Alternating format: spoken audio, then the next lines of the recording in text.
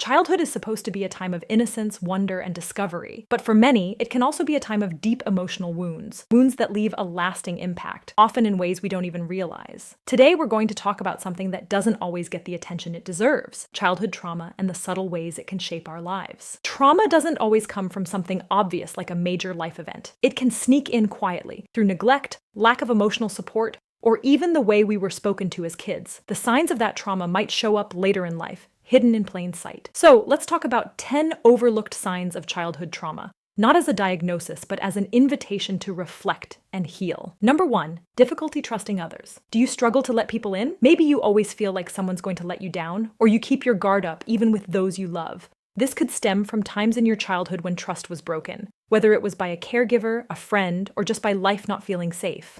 2, fear of abandonment. Have you ever found yourself clinging too tightly in relationships or constantly fearing someone will leave you? This fear often starts when, as a child, you didn't feel secure, whether emotionally or physically. It's not about being weak. It's about longing for the safety you didn't always have. 3, overachieving or perfectionism. Sometimes trauma whispers to us that we're not enough, and so we try to compensate by being perfect. At school, at work, in relationships. But underneath that drive, there's often a little kid just hoping to feel worthy of love. 4, avoiding conflict at all costs. Do you hate confrontation? Maybe you'll go out of your way to keep the peace, even at your own expense. This can come from growing up in an environment where conflict was scary, where voices were raised or love felt conditional. Conflict leads to arguments, and arguments mean there's a chance I could get hurt. If I keep people happy, there's less chance they can hurt me in some way. 5, constantly feeling like a burden. That little voice in your head that says, don't bother anyone, or you're too much, often comes from a childhood where you felt like your needs weren't important, and maybe your family made you feel like you're an inconvenience. Over time, it's easy to start believing that you have to carry everything on your own,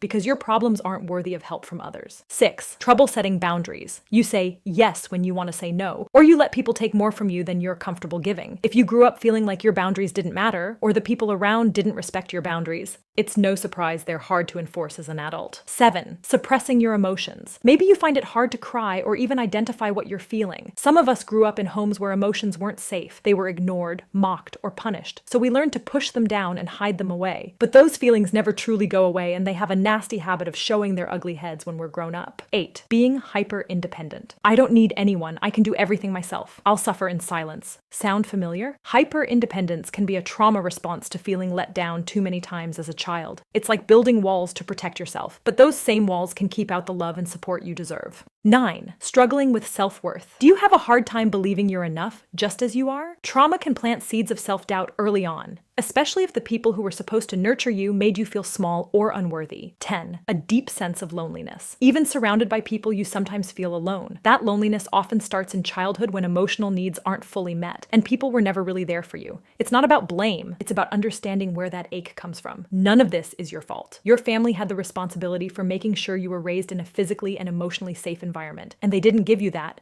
but there is always a way to break out of the cycle. Speak to someone you trust and start looking after yourself and seeing your own worth.